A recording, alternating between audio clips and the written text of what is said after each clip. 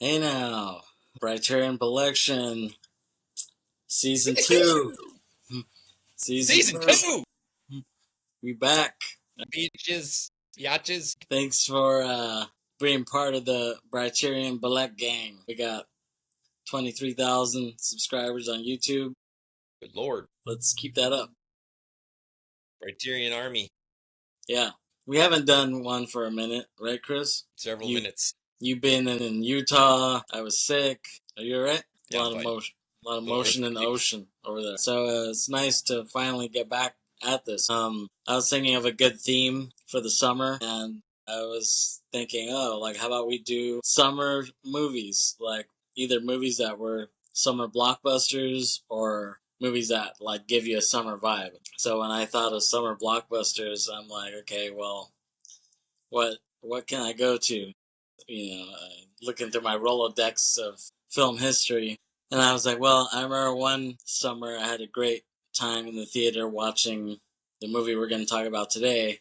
And that movie is the Nicolas Cage masterpiece, simply known as Con Air. Love this film. I remember seeing it in the theater when it came out. And I remember like the crowd reaction too. Like I remember people laughing and really being excited in the theater about it. And Cage was on a hell of a run. He was on a really good run. He won the Oscar for Leaving Las Vegas. And he was like, all right, that's enough artsy shit. I'm just doing explosions and shit after this. So he kicked off a really good trinity. The first film was The Rock that he did, the Michael Bay film, which was pretty big. I mean, Sean Connery, that's pretty big, you know? And then he released, this is like a really good triptych, but the next year, 97, he had two masterpieces in the theater at the same time, Con Air and Face Off, which I also plan on doing. Maybe we'll do that next week, Kris. We're going to switch faces for that. Going to have surgery. Anyways, yeah. Con Air, love this film. Did you see this in the theaters at the time? Yeah. You did? Fans going apeshit about it. Like, it's like a Rocky film. Yeah. People were really excited. Participation. Yeah. It was just awesome in the theater. So let me do the Wikipedia description if I can. So, decorated Army Ranger Cameron Poe is convicted of involuntary manslaughter for killing a gangster, quote unquote, in self-defense when the latter drunkenly attacks him and his pregnant wife, Trisha. 8 years later, he is paroled and boards a flight to Alabama on the Jailbird, a Fairchild C-123 provider converted to a prison transport plane, so he can be reunited with Trisha and their daughter Casey, who he has never met. Accompanying Poe is his diabetic cellmate and best friend Mike Baby-O Odell. So that's a good band name, Diabetic Cellmate. Should start a grunge band, me and you. Diabetic Cellmate coming to a city near you. Rock on, bro. So yeah, this movie's on Hulu right now. If you want to watch it, shout out to Hulu. Disney Plus, where you at? So the movie starts and we see it's a Touchstone picture. You remember Touchstone Pictures, Kris? It's the one with like the flying unicorn or something like that? No. That's TriStar. Touchstone was the little like squiggly lightning bolt on the on the side. All right. So what happened to Touchstone? Yeah, Touchstone. We see Cage. By the way, this film has a lot of pretty good editing. There's a lot of like sly montages in this where you're like, damn, you just saw like a million bits of information like in 2 seconds. You're like, oh shit, like it has really deceptively lightning editing. Like you get all this information, like oh shit, like that's partly why it was kind of so hard to take notes on this because it was like holy crap, I had to like pause every 2 seconds to like I'm like what the hell just happened? Like I had to really. I was so used to seeing the movie and just enjoying it as like a complete meal, so to actually like dissect it, I was like Jesus, I had to watch this like frame by frame to pick up a lot of this. So we see Cage and he graduates from the Army Rangers, and I guess this was the early 90s. It doesn't really say, I don't think, but we can assume that he was in the Gulf War. And I guess that makes sense timeline wise, because so if he was in that war and came back and did like 7 or 8 years in prison and the movie kind of came out in real time, so it was like 97. Like the movie takes place in like summer 97 when the movie came out too, so it makes sense timeline wise. So he graduates and just really quick ass montage that he graduates, he went to war, and he's back home. So we see him back home in this country port town of Mobile, Alabama. Oh. Yeah, and his wife is a waitress, so that she's played by Monica Potter. Monica Potter, you like that? Like that, Kris? She's pretty foxy. Pretty foxy. Yeah, she kind of fell off. Like I thought she was gonna be a huge star, and it never really quite happened. You know, she's almost like kind of like Madeline Stowe. Like Madeline Stowe never blew up. You know, they're both kind of just relegated to playing Gary Sinise's wife and everything. You know what I mean? It's not the greatest filmography. You know. Yeah. But yeah, she should have been bigger. I know she did this movie where it was like If Lucy Fell or some crap like that.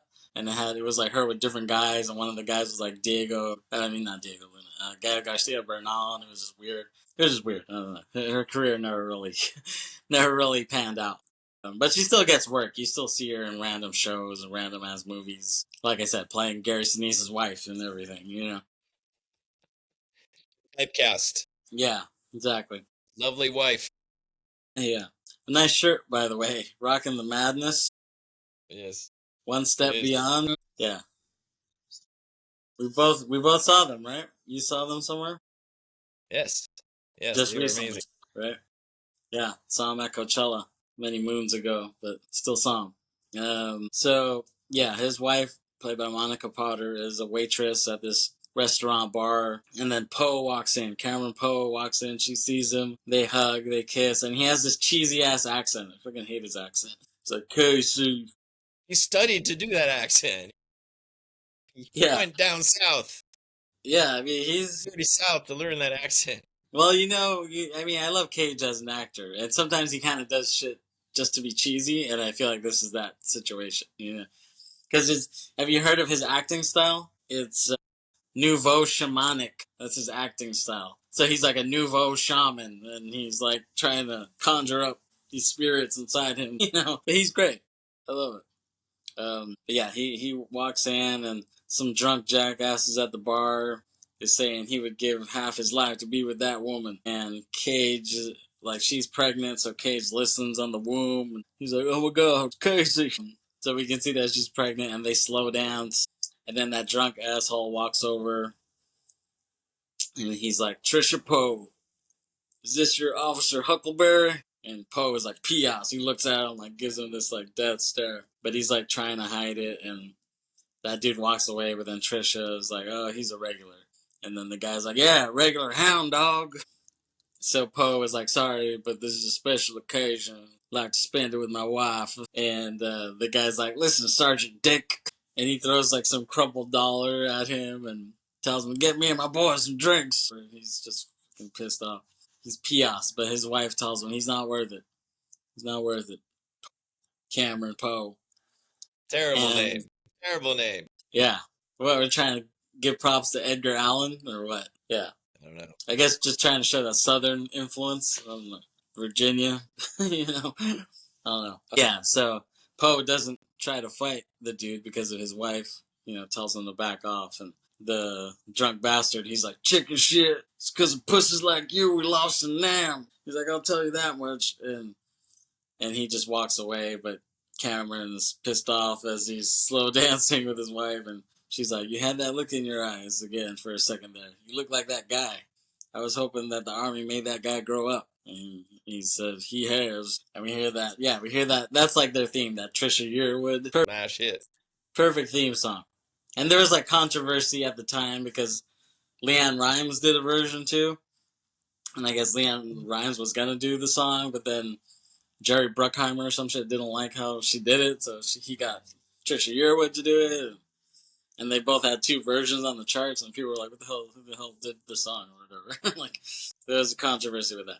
So they walk out to their car, and it's raining hard as hell, and those jackass guys come back. And the guy says, hey, Gomer, thought you might need help escorting your old lady back home. And he looks back, and he walks towards the three guys. And his wife is like, get back in the car, get back in the car. But he wants to fight and defend his woman's honor. And one guy rips off his army pins, like he like just pulls it off his uniform, and they kick him down. He's on the ground, and his wife is shouting. I guess the drunk guy, I don't know why she's shouting his name. She's like, Dale, Dale. I was like, should you be saying Cameron, not Dale?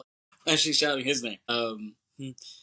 And so Poe gets up, and then he just starts beating ass. He just like beats the shit out of these guys. And then Dale pulls out a switchblade, and Poe sees that, and he's like, "Fuck that shit!" And so he does this palm strike, like right to the guy's nose, and he like stabs his brain with his nose bone, basically Prodigy, Mobb Deep style. And then that dude Dale just he hits the ground, and then one of the other guys is like, "Oh shit, Cameron, he's dead. He's dead, Cameron." And we cut to he's sitting there with his lawyer in the courthouse, and the lawyer sounds like Gary Busey. That was like Gary Busey doing a cameo at first, like, and it sounded like his voice off camera. And then, disappointingly, it wasn't Gary Busey, but that would have been awesome if it was. Like Gary Busey as a lawyer, never see that coming. Usually, Gary Busey needs lawyers. He doesn't play lawyers. Trouble. Yeah. And so his lawyer tells him, he's like, take a plea deal. He's like, if you take a plea deal, you do 4 years. He's like, if you don't, you do 10. But Poe doesn't want to lie. He doesn't want to just lie just to get the lesser time. He wants to, be honorable about it. So we cut to he's being sentenced, and the judge is an asshole. The judge is like, oh, because you're an Army Ranger, your hands are considered deadly weapons. So because of that, I'm sentencing you to no less than 7 to 10 years. Cut to his wife is crying, and then the music kind of crescendos, and it's like, doom, and that cool-ass logo hits the screen with the jailbird, Con Air. And it's just, I love that because you just get the whole backstory right before you even see the logo. You know what I mean? A lot of movies should do that. They should like give you all the backstory, everything you need to know, logo, and go on with the rest of the movie. Like go into the exposition. Love that. So yeah, we see the classic walk into prison. Every prison movie pretty much does that. You've seen it in Alcatraz. You've seen it in I Love You, Philip Morris, which we talked about. Me and Aileen did not that long ago. You've seen it in Alcatraz. You see that classic walk-in scene. And as time goes by, his hair is getting longer. His hair is getting hell long. And we see this classic montage of his prison time. And he starts writing letters to his wife and child. And he does that cheesy voiceover with that accent. It's like, Dear Casey, Dad is coming home. Dear Casey. And he's working out. He's trying to get swole. Isn't he supposed to be wearing like a prison uniform, like an orange or yellow jumpsuit? Why does he look like he's in Grease Lightning or some shit? Like he has just like wife beater and jeans. Like is that how prisons are? It's cooler that way, You can't have him in an orange suit. That would just ruin it. Yeah, I was like, Nicolas what the hell? Cage. Yeah, the hell kind of prison is this? Back his hair. Yeah, I just thought he was gonna start singing R&B pretty soon or something. Like he was dressed like DMX, and then Nobody knows the trouble I've seen. Nobody knows my sorrow. So they send him those pink coconut things. What are those called? Snowballs? Yeah, the Hostess, right? They send him those as a snack, and he writes. It's like, oh, those pink coconut things made me popular around here. This guy Baby-O really likes them. So Baby-O is played by Michael T. Washington, Bubba Gump fame. Bubba Gump Shrimp. It's a household name. Yeah, he played Bubba. So he's been a good friend to white Southern guys in movies. That's like his default. And then we see his daughter grow up in every picture that gets sent. She gets a little bit bigger. And just that montage of, Dear Daddy, Dear Casey, Dear Daddy, Dear Casey. Like, you just keep hearing that over and over. And he starts learning Spanish on tape. In prison, he learns origami. And he has that line, he's like, break out the fine china. Daddy's coming home to his girls forever. He says that. And then he's talking to Baby-O. And he's like, wow, I can't believe it. Like, finally get to go. And And Baby O's like, oh man, it's gonna be a long time before I see that. And he's like, oh, you'll get yours, Baby O. And then all of a sudden, Nicolas Cage turns into a member of Wu-Tang Clan, and he's like, "I'm going home, son." They start like hugging his son and shit. Where'd that come from?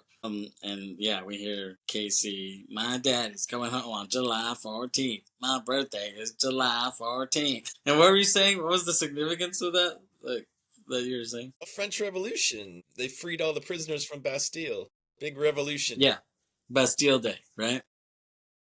All the criminals were set free. But I mean, were they trying to reference that with the story? Is that what you heard? I mean, kind of fits with the story. I don't just know if randomly that was the connected intention, that. But somebody somewhere is typing on Wikipedia like, oh, I've discovered it. Okay, well, that's a good observation. I don't think anybody has mentioned that. We might need to do a double feature, this and the anime Belladonna of Sadness, which is like kind of loosely connected. And then maybe a triple feature, throw in Marie Antoinette in there, just to have this weird loose trilogy. You like the Marie Antoinette. Kirsten Dunst. The unrated version, please. Emmanuel plays Marie Antoinette or something. Emmanuel in Revolutionary France. Anyways, so he has the pink bunny, a stuffed animal that he's gonna give Casey, and yeah, his hair is hell long here, and with that receding hairline, like he almost looks like Gallagher. Like I feel like he was gonna come out and smash some watermelons in front of everybody. Like just that long ass hair with the receding ass hairline, and we see this plane is being introduced by some cop to some other cops, and then like we see this cute short haired blonde chick there, and she's one of the workers that he's explaining it to, and he's saying it like this is like the Titanic of planes. Like he's like, oh, this is the strongest plane you ever seen, security off the charts. He's like, it'll never get hijacked. Like he's truly trying to build it up. And then Baby O and Poe are riding on the bus en route to the Con Air plane, and the actress Rachel Ticotin is the guard on the bus. And I remember when I saw her here, I was like, what? Like, this is that chick who was on fucking Total Recall. I haven't seen this bitch in like 10 years. Like, all of a sudden, she's in Con Air? Like, what the hell? Like, that came out of nowhere. So, yeah, she plays one of the cops. She's like the guard. And, but at least she was in two great movies. This and Total Recall, those are two masterpieces. Come on. So, if you're only gonna get two hits, get two big hits. You know what I mean? Like, get two big home runs, not, consistent crappy singles, you know what I mean? And I like how he says, Nick Cage is like, oh, as long as I get home, it makes no never mind. Like, just how he says that. It's really cheesy. Baby O tells her that he needs his insulin shot. And she's like, yeah, don't worry. But he's like really adamant about it. And she's like, yeah, don't worry, you'll get it on the plane. And he's like, fuck, like, I need my damn shot. And he's like really getting pissed off about it. And then we cut back to the plane being introduced, and then John Cusack, who plays Larkin, comes up behind the cop who's talking about the plane, and the blonde chick sees him, and he mocks the dude behind him, and she like kind of laughs, this like bit of flirtation between them. And then like that's the thing, I thought that chick was gonna like play a bigger part in the movie. She really doesn't. Like you just see her in that scene, and then you see her in like 30 more seconds of the movie, and that's it. Like they made her seem like they were kind of setting her up like she was gonna be Larkin's love interest, and you would see her a lot in the movie, but that didn't happen. And then I don't think I ever saw her in any other movie after that. You know, like, this is the only movie I ever saw her in, which was disappointing. I was hoping she would be more in this, or at least in other movies. Mm-hmm. And it's funny, because the fact that his name is Larkin, I feel like the writer must have been a baseball fan. Because, like, where else would he get that name? I never heard of anybody named Larkin, except for Barry Larkin, the baseball player. So he must have took that name from there. Kind of like in Seven Psychopaths, the movie, like Christopher Walken plays a character, his name is Kieslowski, and it was like, oh, I know exactly where he got that. He got that from Krzysztof Kieslowski, the director, because he just wanted to reference that. So if you see a lot of movies, and you'll see that they use last names of like people who are famous too, just because they have no other good ideas. So they wear their influences on their sleeves, you know? So the older cop is standing around with Cusack, and this nice-ass sports car pulls up, driving up, and the older guy is like, oh, where do you meet this guy? And that actor is Cole Meany, and he plays Malloy, Agent Malloy with the DEA. I remember seeing this guy for the first time, and he was like on Star Trek. That was like the first time I ever randomly saw his ass. And I wasn't even really a Star Trek fan, but I would just see his ass. Like, Star Trek would be on, and I'd be waiting to watch something else, and I would see this dude. And so when I saw him in here, I was like, oh, this is that fucking Star Trek guy. And I didn't realize he was Irish on Star Trek. But he plays a good, cocky a-hole in this. He's pretty funny. I guess just his, like, Irish Colin Farrell Oasis vibe, you know what I mean? Just, like, always got to be some cocky Irish asshole. And, always want to fight. Yeah, fighting Irish. Yeah. I need to fight! Yeah. And they're like, oh, beautiful car. And he's like, sunsets are beautiful. Newborn babies are beautiful. This is fucking spectacular. That's what he tells him about his car. And, yeah, he plays Duncan Malloy. That's the most Irish fucking name I've ever heard. And, you know, he probably could have played a good Banshee. If they did an X-Men movie in the 90s, like around this time, he could have been a good Banshee if he lost 30 pounds, 40 pounds, you know, and, like, you know, got in the gym. He could have been a good Banshee. I could see it. It would have been a good, kind of a dream of mine, actually, is to make a standalone X-Men film based on Giant Size X-Men. You know that Giant Size X-Men issue where it, like, introduces the new X-Men and you see, like, Wolverine tearing through the comic. You see Wolverine and Storm and Banshee and the Native American guy, what's his name? Like Thunderstrike or something? Thunderstorm or something? Something like that.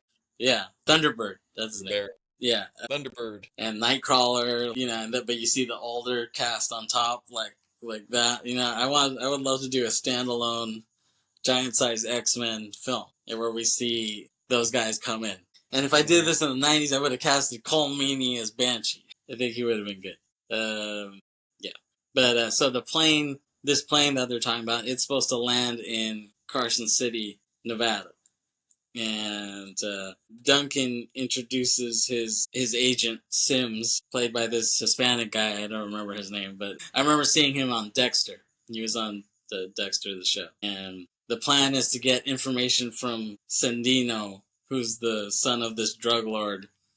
And that's why the DEA is involved. And Malloy asks Sims, he's like, do you have your gun? And Larkin's like, whoa, whoa, whoa, whoa, whoa. Like, yeah, you guys can't carry. I'm like, what do you mean? He's like, no, like, no weapons on this. There's a gun in the cockpit, and that's it. Nobody carries on here. And Malloy's like, what? They're all like, what the fuck?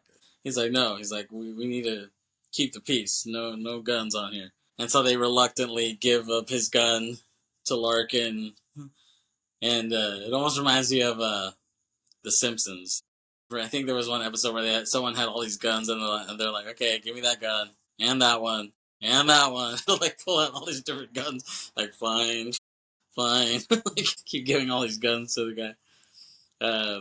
And Larkin is, like, trying to give pointers to the guy Sims. He's like, don't make eye contact. Don't be aggressive. And the guy's like, I got it. And he's like, don't, make waves. He's like, I got it. He's like, Larkin, I got it.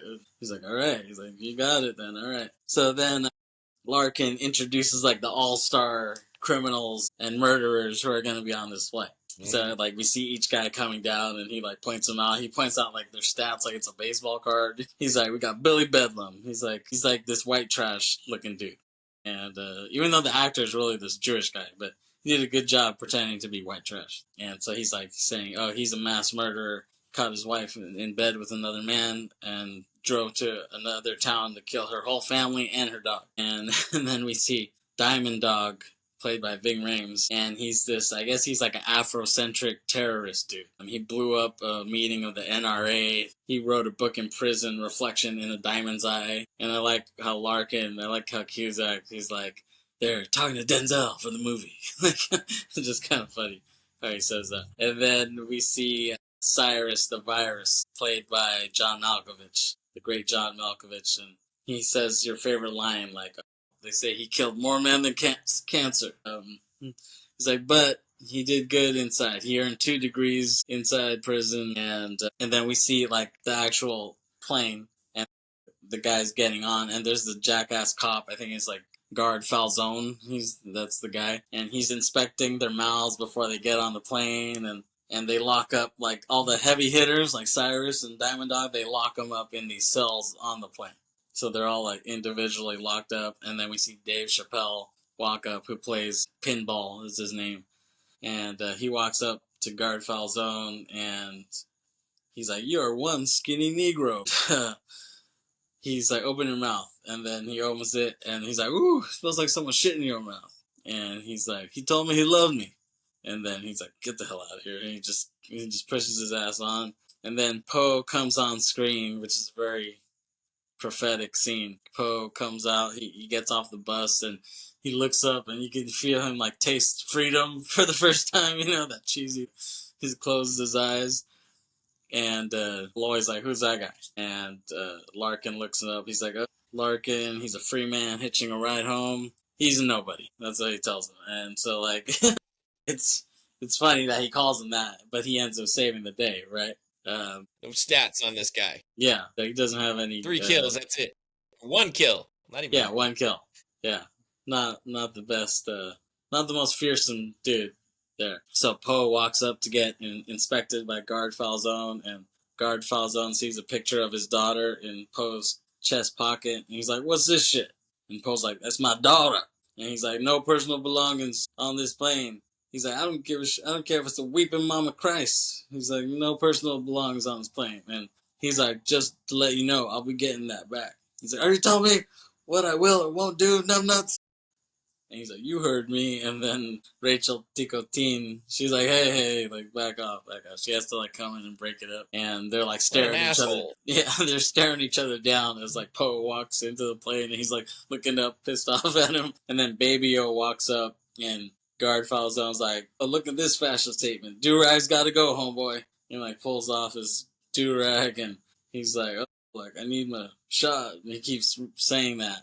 And then the inside guy, Sims, the DEA agent undercover, he's about to get on the plane. But then Malloy comes out of nowhere, and he's like, "Oh, I'll do him." Or he, like, pushes the guy over. He's like, "I'll do him." And he checks him, and then you see him, like, slide in the gun in his ankle. He puts it in there, and he's like, "All right, you're good. You're good to go." He lets him on the plane. He has his little ankle holster. And nobody catches that.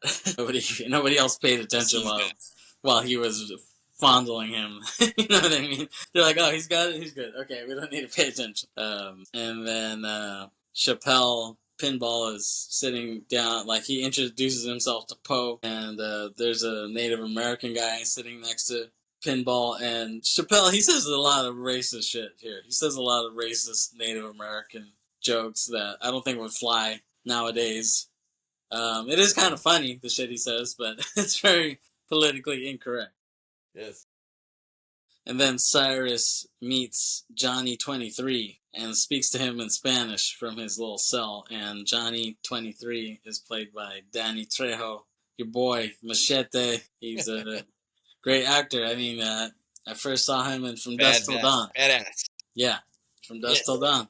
He's Robert Rodriguez's cousin, believe it or not. And yeah, he's like 80 now, but he still looks fit. Because I remember on the From Dusk Till Dawn commentary, he was telling Tarantino, Robert Rodriguez was telling Tarantino, he's like, "Oh, Danny Trejo, he's actually my cousin." And he's like, "Oh, he is?" And he's like, "Yeah." And he's like, "Can you believe he's actually 50? And he's like, "He's 50 there? Like, what the hell?" Like, but he's like, "Yeah, he's 50, but he has this big ass tattoo of, like, Zapata on his chest." And he's like, he's always been that way, but, like, yeah, like, he's 80 now or something. He's pretty damn old now. But yeah, and so Malkovich, Cyrus talks to him, and he's like, "Oh, like, you're Johnny 23, aren't you? Like, because you have 23 tattoos for all the rapes you've done." And then he's like, "Yeah." He's like, "They would call me Johnny 600 if they knew the truth." And he's like, proudly stating that, and he, like, sneers at Rachel Ticotin. He's like, "I'm gonna rape you." he kind of looks at her, and but then Malkovich, he's like, "Yeah, but that wouldn't have the same ring to it." He's like, "I despise rapists. You're somewhere between a cockroach and that white stuff that accumulates at the side of your mouth when you're thirsty. But I'll make an exception." Just like the ho-hum look on Trejo's face after he says that. Because he's looking at him all pissed off, but he's like, "But I'll make an exception." He's like, "Okay." He's like, "Okay, that's cool." So then Guard Falzone, he talks to the whole plane, and he's like, "Welcome aboard." It's like, "Wow, I see a lot of celebrities. I see 12 hard copies, for current affairs and a genuine Geraldo interviewee. And we see Ving Rhames like with his big ass smile when he says that. It's kind of funny. It's funny because all these shows, none of these shows exist anymore. There's no current affair. There's no hard copy. There's no Geraldo. Were you a big Geraldo guy back in the day? Can't say that I was. Yeah, he's been around for a long ass time. He was doing shit. Yeah. I think he did. I think he's been doing stuff at least since the late '60s. He's been doing shit. Yeah, and I think he was like on Fox News. At the end of his career. Yeah, something like that.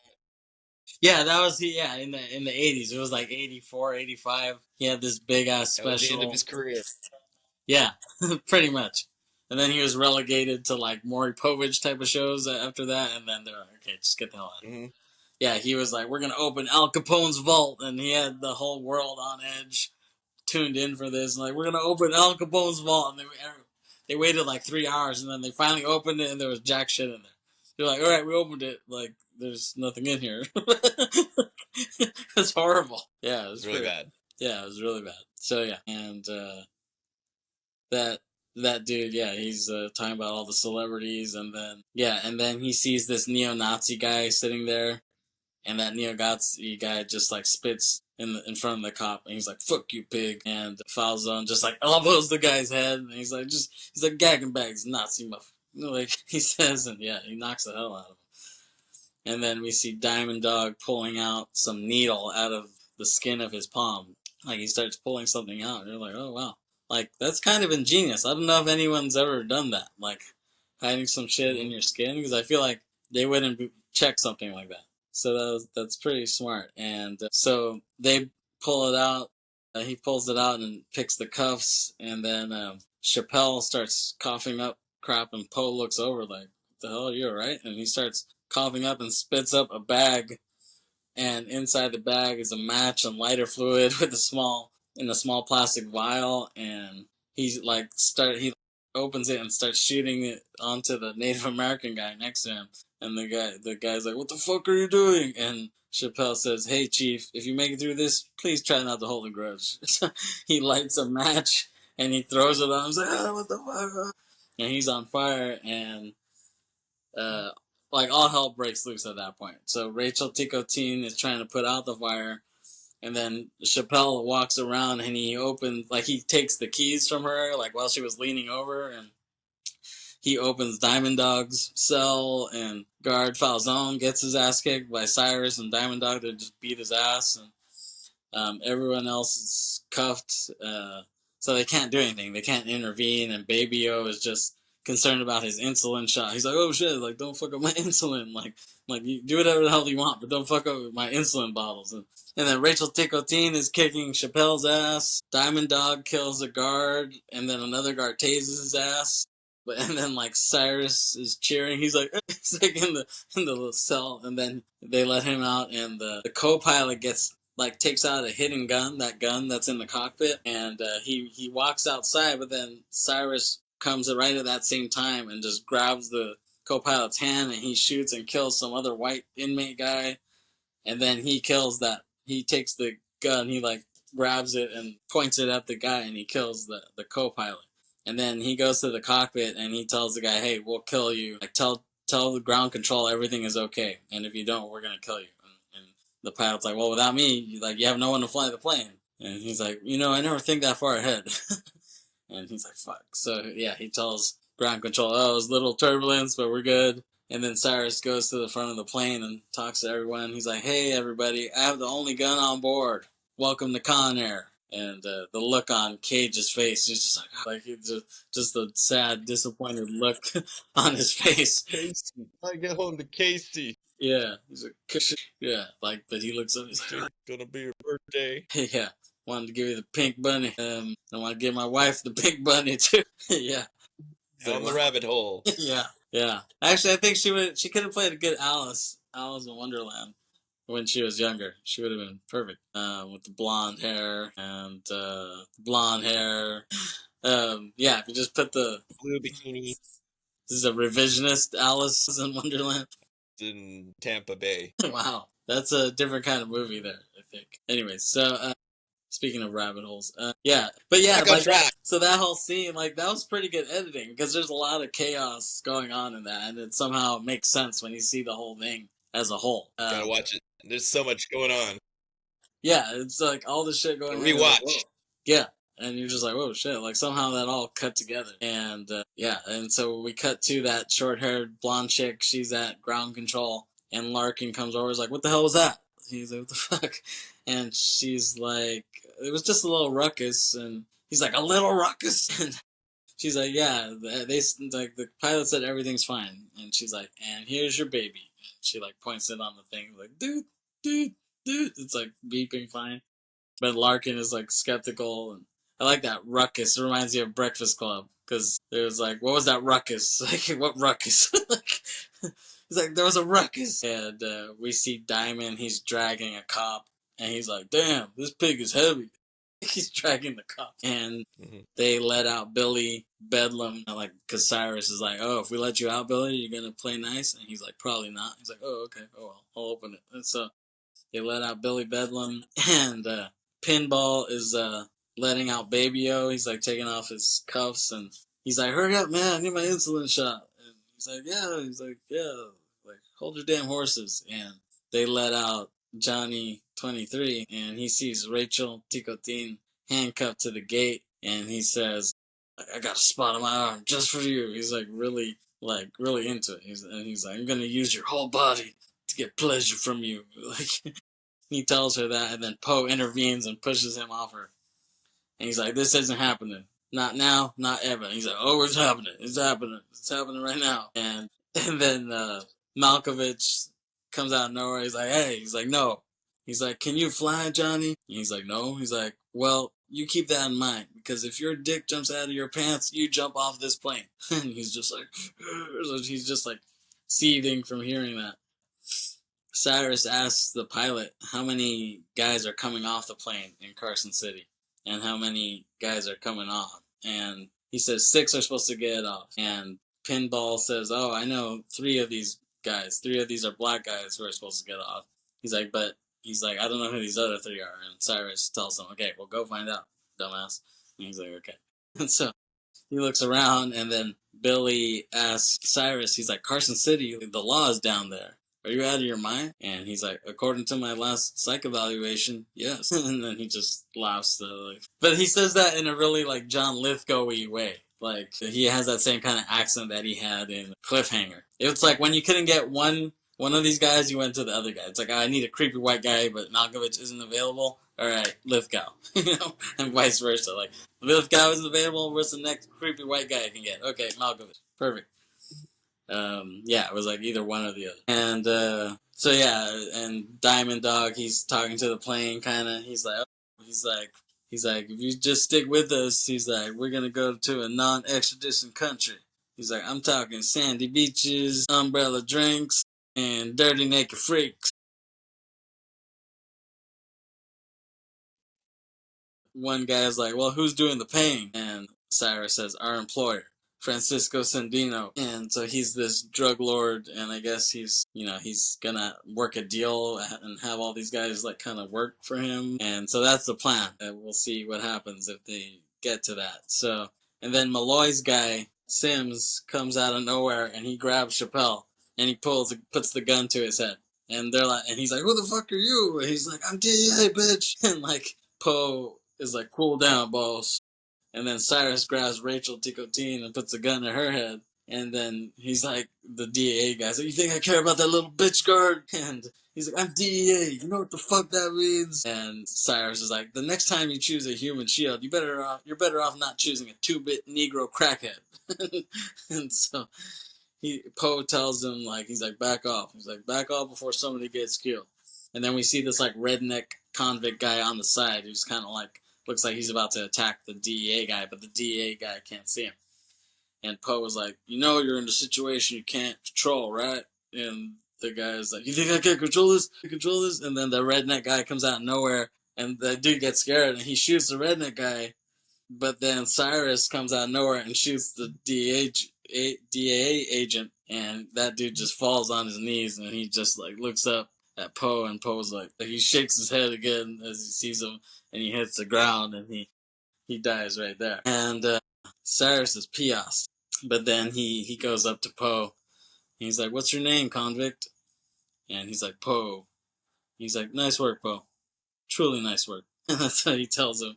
And he walks away, and then Baby-O comes up to Poe. He's like, "Nice going, son." He's like, "Not only did you not just save this dude's life, but you just done made friends with Cyrus the damn virus." And he's like, "Great." Chappelle tells Cyrus, he's like, "Hey, we're 3 white boys short. Like all these other white boys are dead." And so they're like, "Okay, what the hell are we gonna do?" So Baby-O tells Poe, like, "Hey, we should get off. Like, let's get off. Like, that way I can get my shot and you can go home. And, these guys can do their own shit. Like, we don't have to, we don't have to go with these guys." And so he tries to get up, and he's like, Baby-O's like, "I'll go." And then Cyrus is like, "Whoa, whoa, whoa. Like, they're expecting 3 white guys. So you need to call the affirmative action office if you want to get off this plane." And he's like, "Man, fuck that." Like, he's pissed off. And he's like, "I'll be dead in 2 hours because they fucked up all my needles. Like, all the needles that he had, they were all bent and fucked up."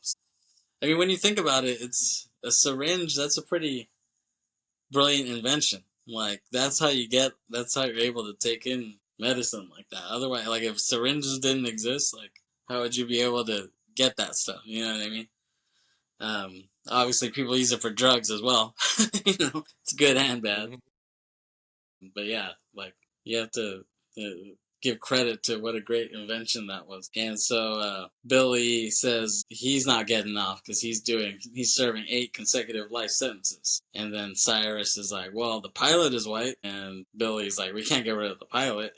And Cyrus is like, "Relax, Billy.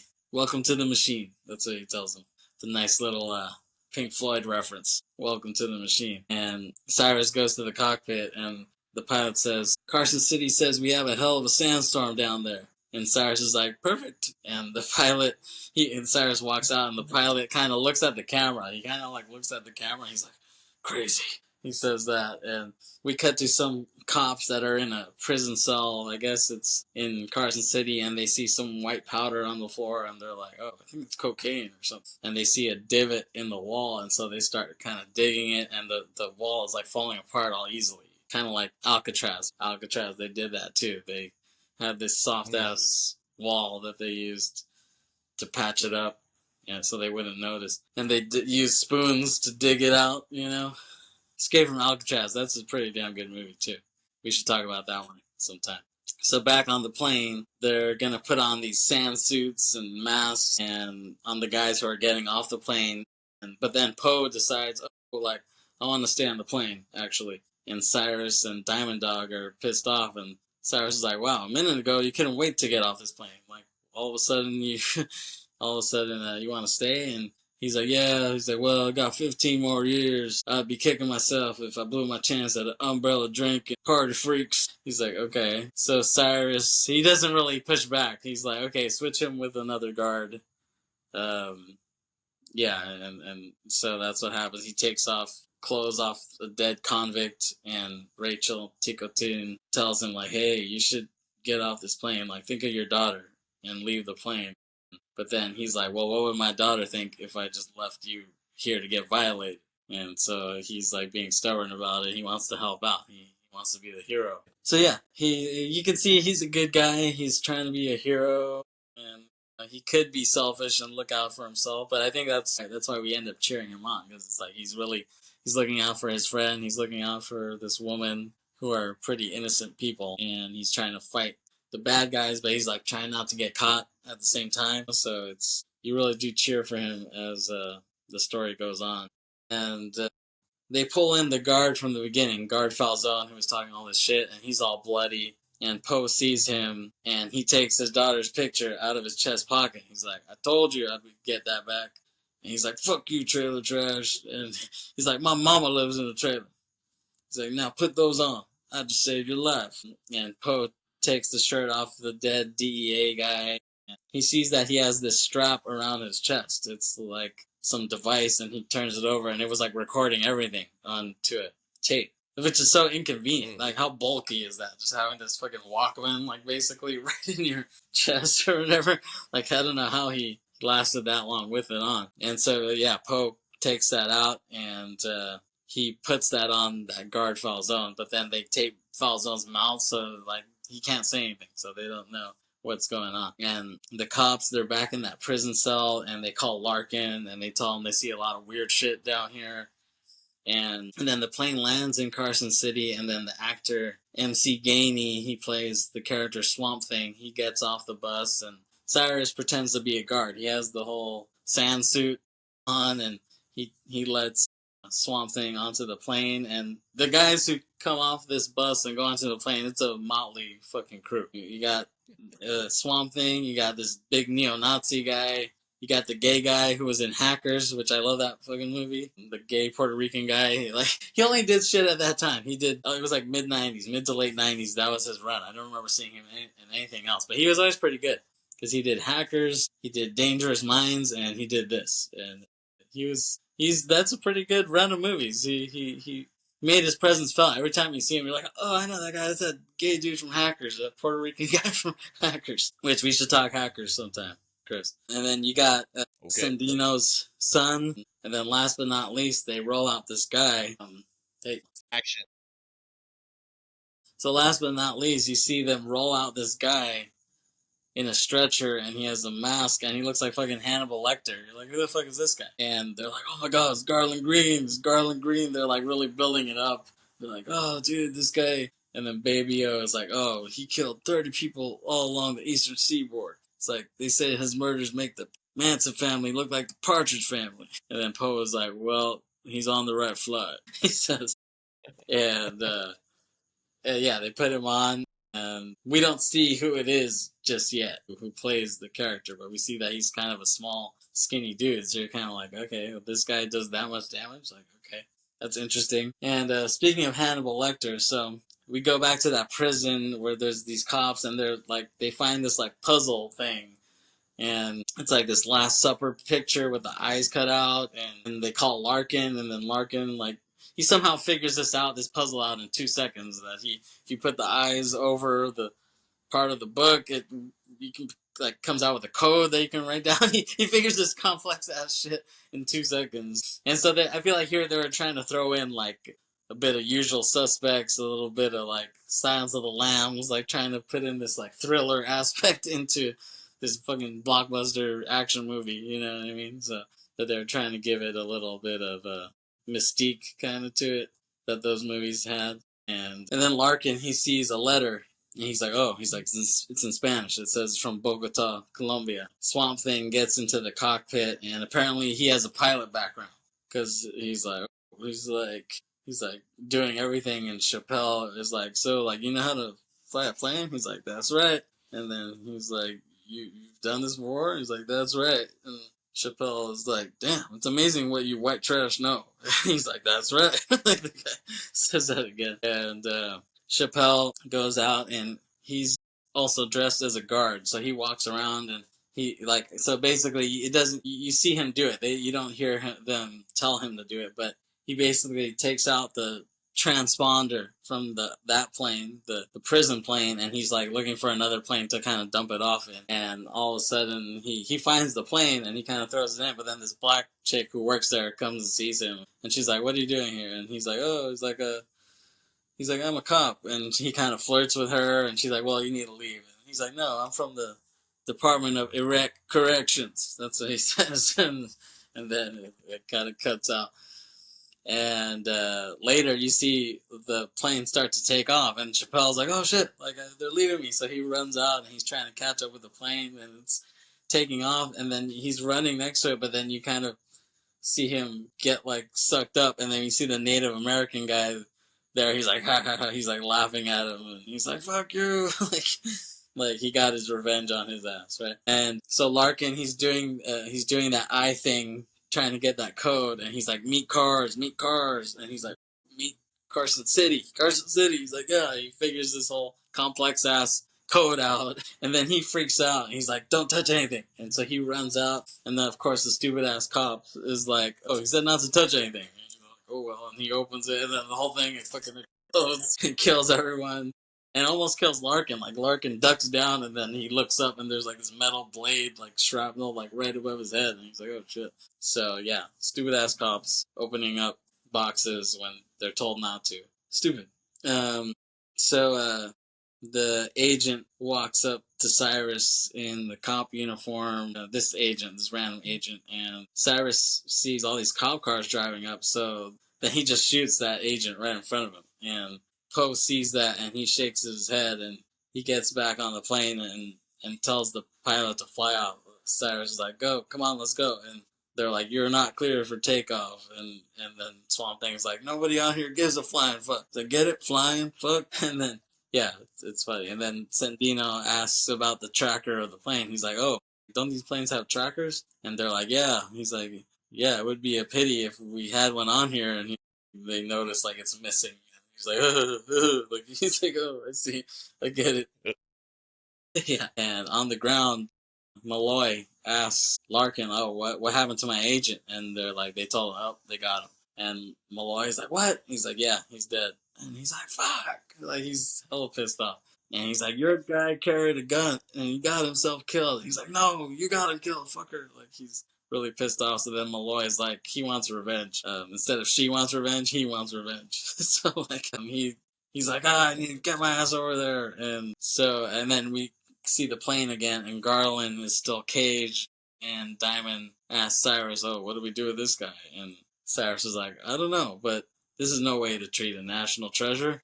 And he's like, "I love your work." He tells him like he's an actor or something. And Diamond like trembles to like unmask him. And he's all scared, like unmasking him. And he does it, and then we see that it's Steve Buscemi plays Garland Green, and he's the scariest dude, the most craziest killer. And it's funny because that scene kind of reminds me of Ace Ventura 2, when Ace has to fight Tommy Davidson. He's like, he thought he was fighting the big guy, but then he turns around and it's Tommy Davidson he has to fight, and the big guy is like trying to take off his like blanket over him, but he's like, oh, he just gets scared and runs off or whatever. Kind of reminds you of that. Cyrus, Larkin calls Cyrus and says he's with Malloy, and Malloy is pissed. He's hella pissed, and so Cyrus asks Larkin like, "Okay, like one of your bulls was onto us in Carson City. How?" And he says one of the guards faked a heart attack, and they found this recording device there. And he's like, "Damn it!"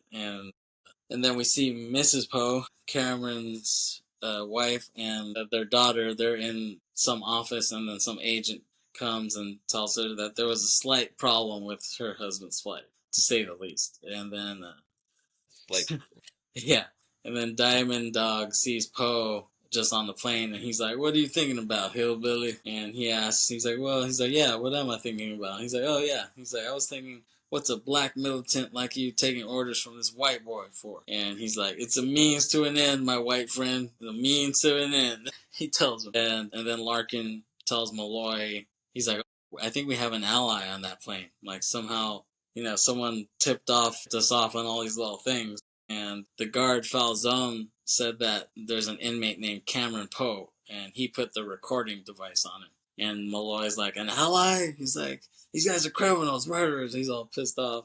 He's like, "No, look at this guy's files." He's like, "He accidentally killed a guy defending his wife." He's like, "Any one of us could have been in that situation." And Malloy's just like, "Yeah, right." Like, he's just like pissed off still. And the other guy is like, "Okay, the question is, how do we bring the plane back down?" And Malloy's like, "Shoot it down." And Larkin's like, "No, we can't do that." And Malloy's he's pissed, and he's like, "Fuck you guys." And he just decides to go up in a helicopter himself, just to like try to take down the plane. He's like, "I'm going up here and I'm shooting these bastards." Yeah, Malloy tells Larkin to fuck off. He's like, "Fuck off, I'm leaving." So he goes up into the chopper, and then Cyrus, he tells the plane, like everyone on the plane, he's like, "In about 5 hours, we'll be flying over Mexico, but we need to change planes." Swamp Thing says the plane is dragging and they'll be late to the rendezvous that they're supposed to have with Sandino. And Sandino says that's unacceptable. And Cyrus tells Diamond, like, "Oh, check out the landing gear and see what we can do." So then Diamond tells Poe, like, "Poe, let's go check out the landing gear." And so they go back there and they look in the back, and they see Chappelle is frozen. He's like frozen in the wheels there, and Diamond's like, oh, Pinball got stuck over here. He's like, oh.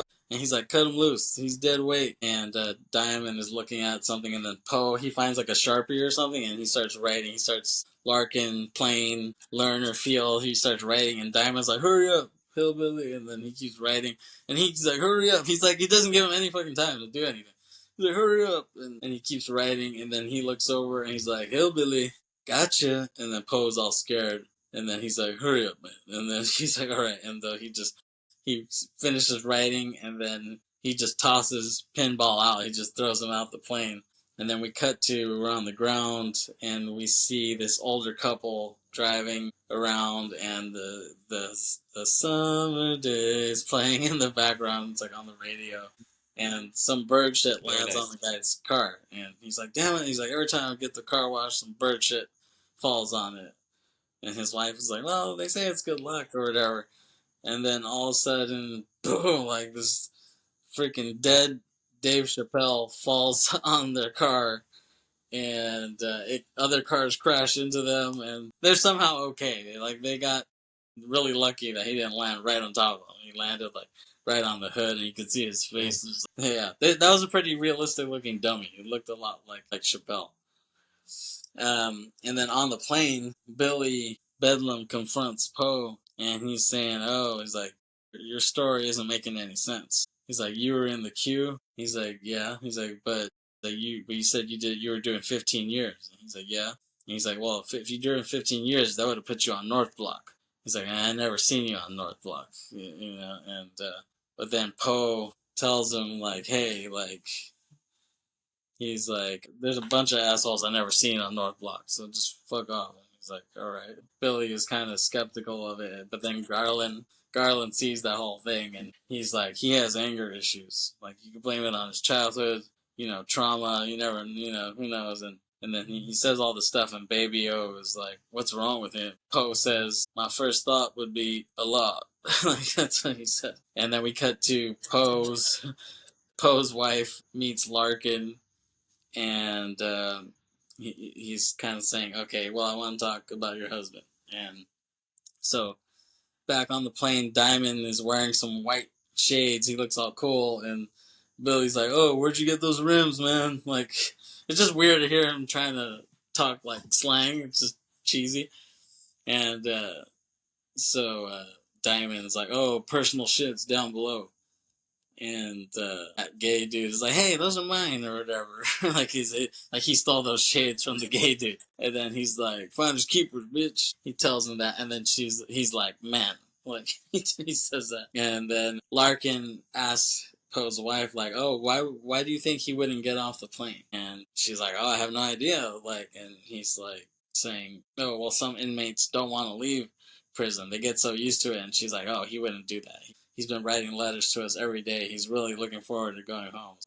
I don't know why he wouldn't leave the plane. So he's kind of like, okay, that's kind of interesting. So, and then we cut back to the car that Pinball landed on, and a cop on the scene calls Larkin. He's like, hey, I'm here to talk to you about a corpse that fell from the sky. I don't think he's an astronaut. And Larkin's like, okay, well, what does this got to do with me? And the guy looks over. He's like, it's got your name written all over it. Perfect acting there. I love that.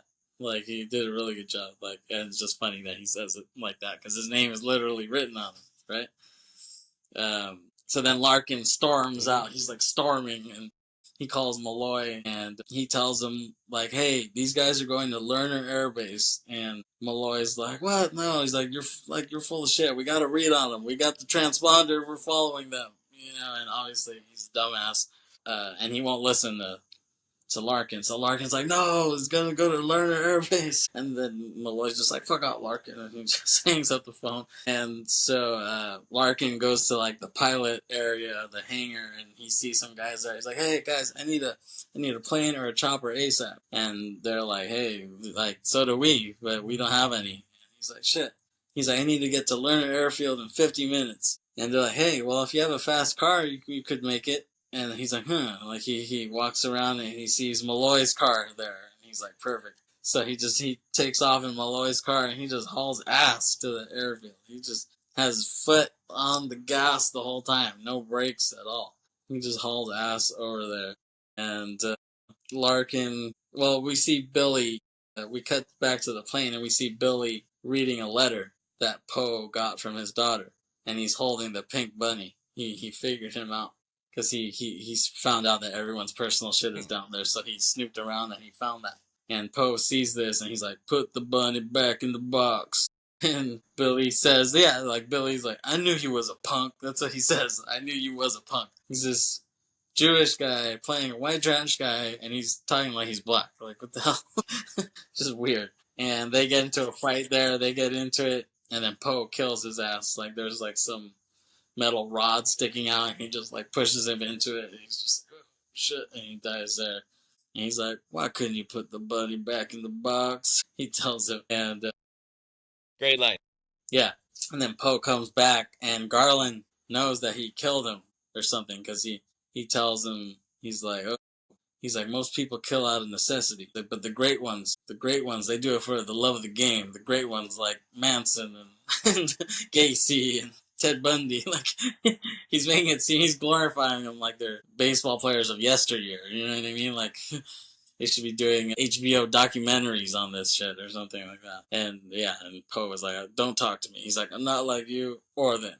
He's pissed off about it. And so Larkin, he's hauling ass, I'm telling you. And he arrives at the airfield, and which is like it looks like just a junkyard, but I guess it's an airfield somehow. And we see this slow motion of Cage running with his long flowing hair that he has, and I almost feel like he got his style from Jean-Claude Van Damme in Hard Target. He looks almost exactly like him. If you do a side by, but like yeah, if you look at Van Damme and him, they look almost exactly alike. Somehow Van Damme speaks better English than Poe in this. I don't know how that's possible. So yeah, the jailbird flies in and kind of crash lands into this airfield, and like they're like a couple feet away from this big ass propane tank, and they barely miss it, and they're like, oh shit, okay. And then they all get off the plane, and Larkin is there, and he's hiding out kind of, and Cyrus is like, thank you for choosing Con Air.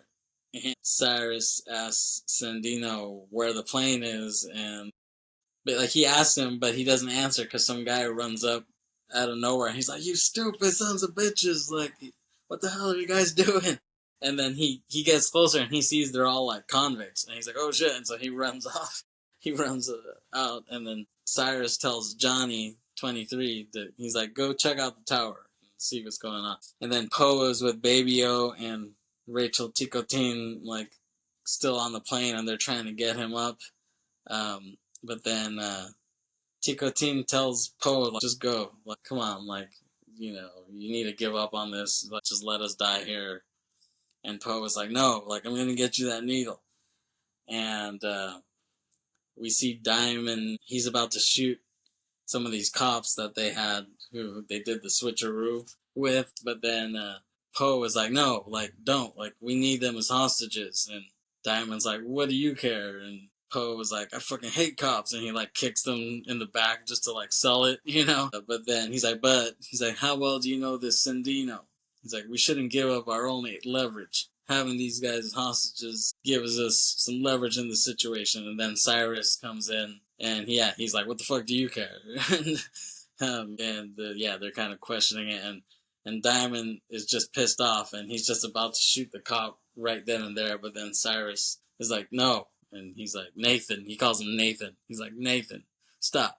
He's right. And Diamond's like pissed off, just looking at Poe. And then like we do this slow zoom on Poe, and he's like looking all cheesy. He does this like look where he's like winks at Diamond Dog or whatever. This cheesy little thing. Yeah, with like his mustache, he could have twirled it or something. Yeah, but like his flowing hair, like kind of like just like flowing in the back. And that's the shot they use in the end credits when they're like introducing all the actors, and they use that same shot. It's like Nicolas Cage is Cameron Poe. And then we see Garland. He goes off to some random abandoned looking house. It looks abandoned, but then he sees a little girl there playing in the backyard, and he goes and sits with her, and you're like, oh shit. I remember in the theater, people were like, "Oh fuck!" They were like, "This is not good."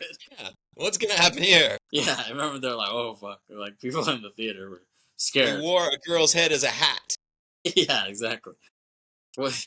Who knows Not a what kid. he's capable of? Yeah, you never know what he can do. And he's all by himself. There's nobody there. It's just her and this little girl. Yeah, exactly. Yeah, that was a frightening scene. Then Trejo, he's in the tower, and then he sees like some cars coming up in the distance. He sees like the dirt flying up in the distance, and he's like, "Oh shit!" So then he comes down, and he's like, "Everybody!" He's like, "We have company." He's like, "There's some cars coming right now." And Diamond can see them like on the binoculars, and he's like, "How long did they get here?" He's like, 10, 12 minutes tops. And yeah, and then Garland, he's there with the little girl, and he's having like a little tea party. And yeah, I just remember people in the theater were like, "Oh my god, like what's he gonna do?"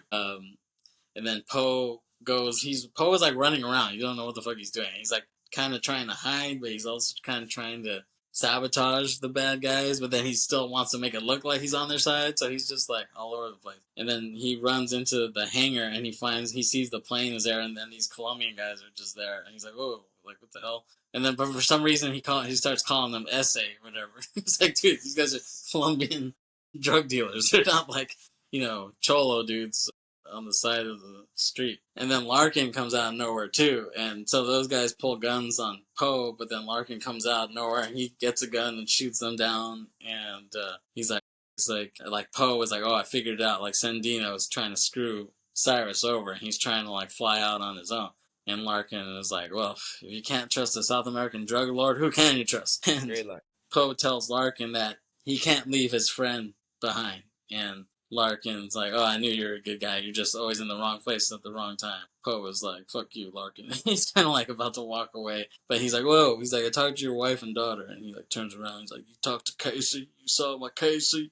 And she's like, "Yeah, she's a beautiful girl," So he kind of brings him back with that.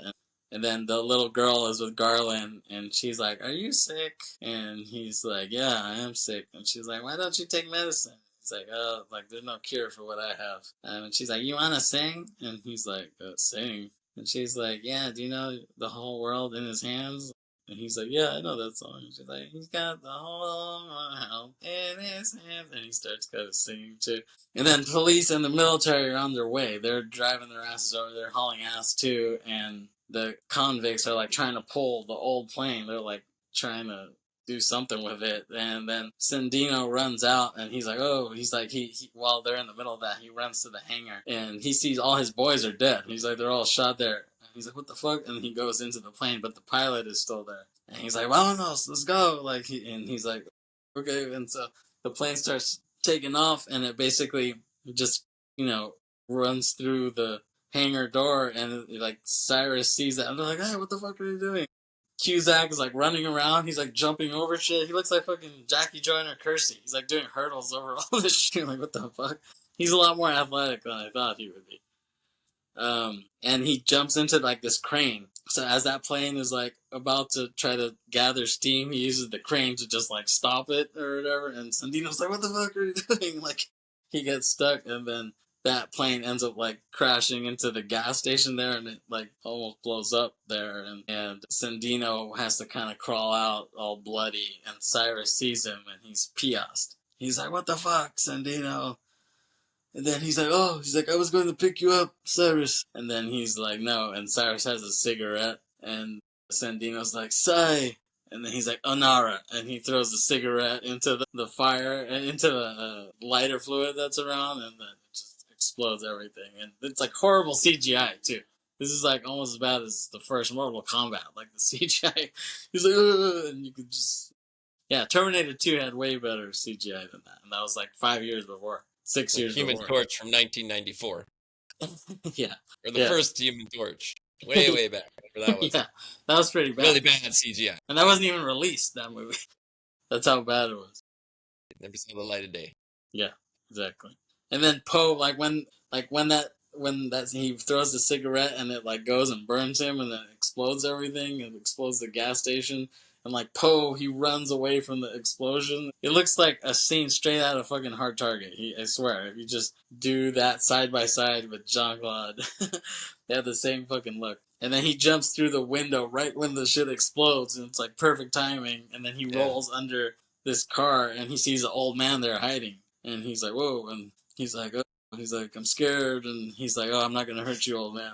He's like, I need a syringe, and he's like, oh, like, drugs will kill you, son. And he's like, no. He's like, it's for my friend. He has diabetes, and he's like, oh, okay. And he's like, I'm gonna look around. And then he's like, whoa. He's like, you stay here.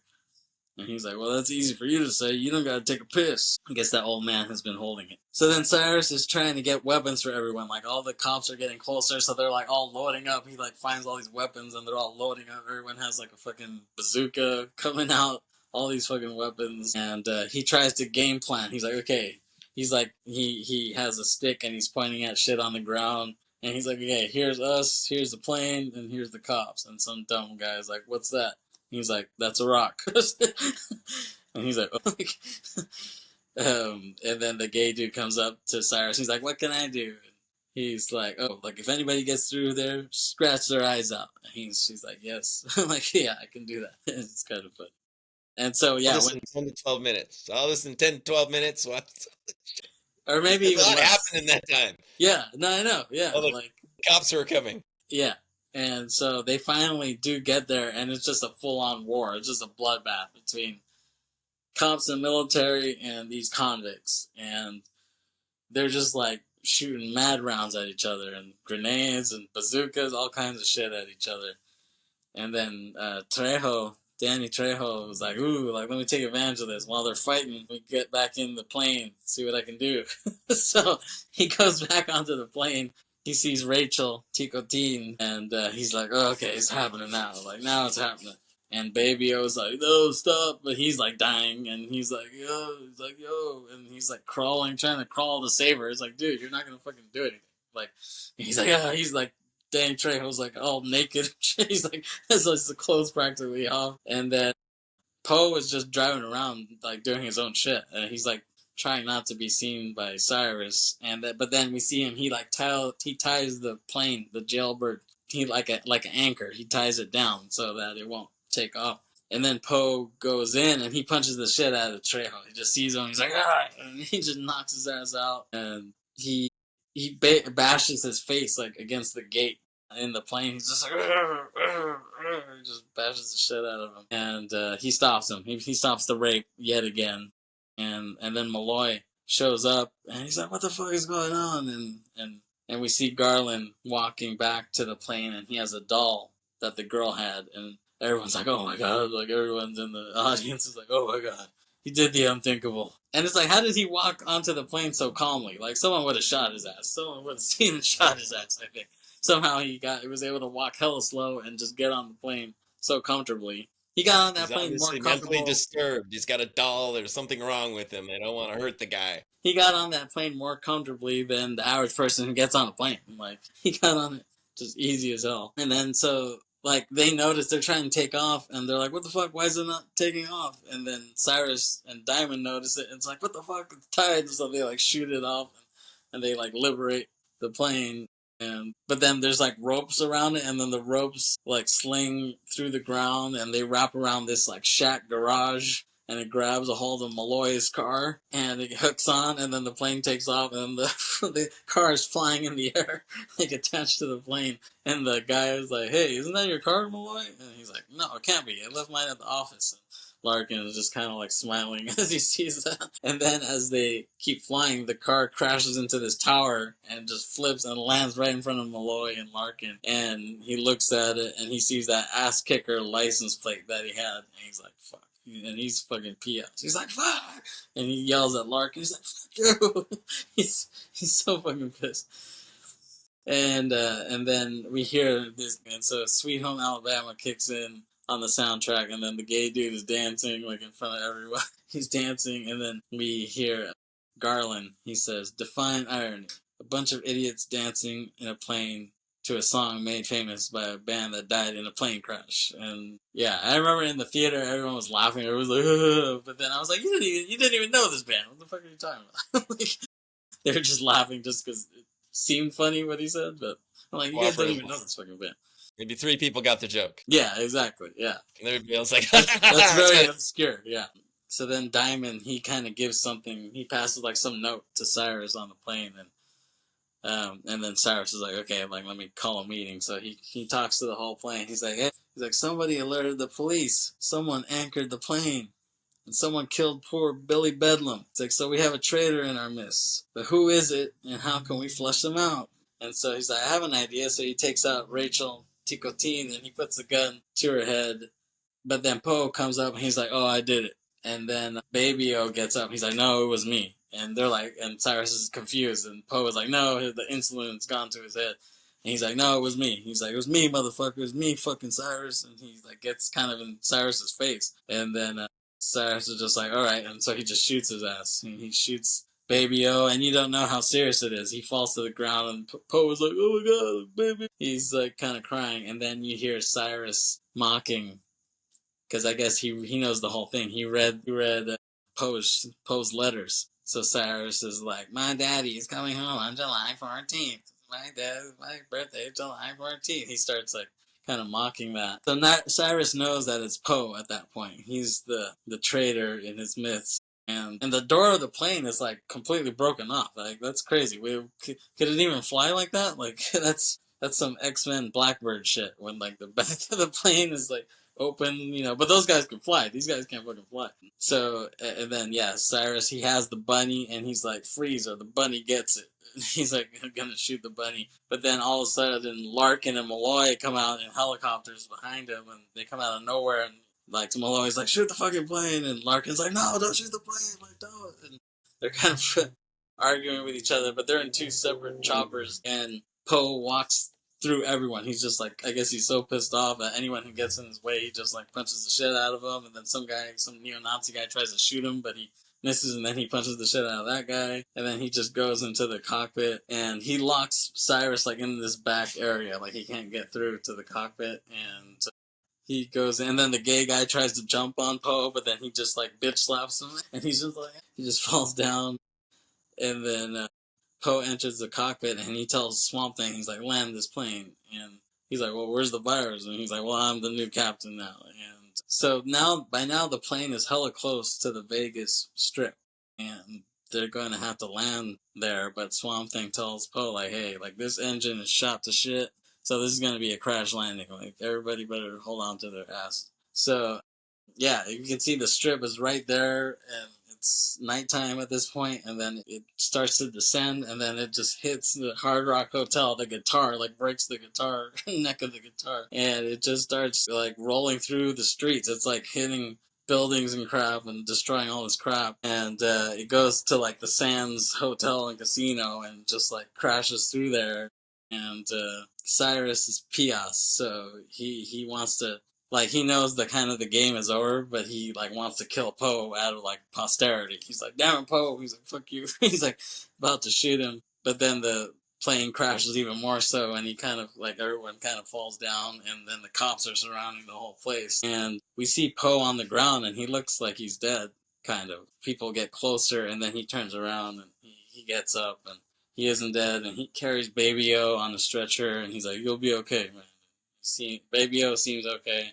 And then we see Cyrus, like, crawling under the plane, and Rachel Ticotin is there. She survives, and she asks Poe what he plans on doing now, and he's like, well, I don't know, I'm trying to see if I can meet my family. And she kisses him on the cheek and says thank you, and he's like serene in that moment, and she's like, hey, Poe, next time, take the bus. And he kind of has this cheesy smile, and then we see his wife and daughter come out of this plane, but he's still too far away from them, so it's not like he's seeing them right at that moment. And then we see Cyrus, he's like on top of a fire truck, and you're like, what the fuck? Like, what the hell's going on?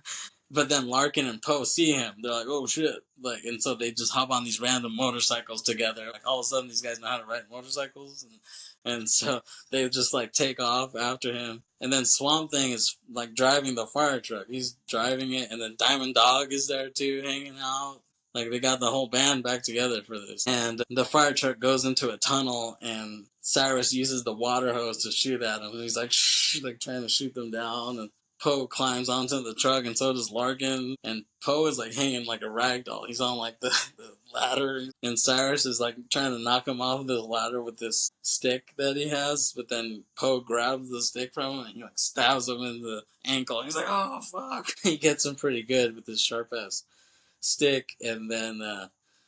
But like Cyrus, he has like 9 lives, so like Poe gets up and they're fighting on top of the fire truck in motion. They're kind of like wrestling, and then the truck kind of comes to a stop, like it crashes into something, and then Cyrus gets ejected from the truck and he lands on some electrical wires and he gets like electrocuted or something and he falls down. And then Poe jumps off the truck like right when it explodes, like right as it explodes, he jumps off like, whoa! And then Cyrus It's like is still the alive. that's happened so far. Yeah. It's like the 5th escape from explosion he's had in this movie. I know. He has the best reaction time for explosions. And then Cyrus, he's still alive. He's on the ground. He's still alive. You're like, what the fuck? But then he's in some like compressor shit, and he's like stuck there. It's like some compressor thing that compresses junk. And then he kind of looks up and he's like, oh shit. And the thing just like comes down on him. Finally fucking kills his ass. Dude, this guy had like 50 lives in this. And then we see the bunny that he was going to give his daughter is like rolling in the gutter. It's like all this water is carrying it down and it's about to fall in the gutter. But then we see this hand reach out and it grabs it and it's Poe. So he picks it up. And what's funny is that this random cop, he finds that doll that Garland had. He's like, that's weird. This was on there. He's like, this is a weird thing to have on a plane full of hard asses. And so Malloy and Larkin kind of make amends. They're kind of like, yeah, good job. You know, and I was riding your ass, but you did all right. And he's like, that car wasn't me anyway. It made me look like an asshole. So he's like, I'm glad you fucked it up. And then we hear Trisha Yearwood, the song kick back in. Poe looks across and he sees his wife and daughter, and it's this beautiful shot with the neon casino lights as the backdrop. And they look at him and he looks like shit. He's all fucking dirty, wife beater, jeans, long hair with receding hairline. They're like, geez, this is my dad? She's like, he looks like crap. He's like, I got this for you, Casey, the wet bunny. And Trisha's like, take your dad's gift. And she's kind of like skittish about it, but she's like, okay, like I'll take the gift. So she takes it, and he says, happy birthday, Casey. And then she's like so touched that she ends up hugging him, and then he starts to cry, and then his wife like kind of starts to cry and she hugs him, and then they all cry in this family hug out. And Larkin sees this and it's like a Kodak moment. He smiles a little bit and then it just kind of fades out. And then all of a sudden we see this craps table pop when it pops back up. And we hear ding, ding, ding, ding, ding, ding, ding, like new shooter. Does the new shooter feel lucky? And the camera pans, and we see it's Buscemi's ass, and he's like, yes, he does. Starts drinking it. Sweet home Alabama. Like it just kind of ends there. And I remember the theater being like, clapping. The child killer is free again. Yeah, exactly. Lovable. Yeah, such a lovable Steve Buscemi. child rapist killer. Yeah. But yeah, so that was Con Air. And then we see the credits. They're kind of like that Predator style of credits where you see a little clip of the guy, you know. And like I said, it ends on that cheesy shot of Cage and he's like looking back and he like winks and he's like, like he's looking back at Diamond Dog. And that was Con Air, you know. Like I said, it's part of his holy trinity, his holy mid-90s trilogy, along with The Rock and Face Off. He had a nice little triptych there. It's one of the best runs, I think, of action I've seen. You know, from a guy who you never really expected to do action, right? Yeah. Yeah, that was a surprise. Yeah, when he was doing fucking Moonstruck, you weren't expecting this guy to do, you know, blockbuster action movies, you know? And, you know, his career kind of had ups and downs. I know he was a big comic book guy. He was really into comic books, so he had, like, all those first issues. He had, like, the first Superman, first Spider-Man. He had all that stuff. But I think he sold it all because he was like, I'm too old for this shit and I need the money. So he kind of sold it all off. He sold all that. And then he was going to play Superman because Tim Burton was going to do a Superman movie like in the late 90s, but then it never happened. But he just looked weird. It was just him with this tight-ass suit and this long-ass hair. And you can Google it. You can Google pictures of it. It just looked weird. Yeah, I don't really see him as Superman. Yeah, I don't either. Yeah. Have smaller stature. Yeah.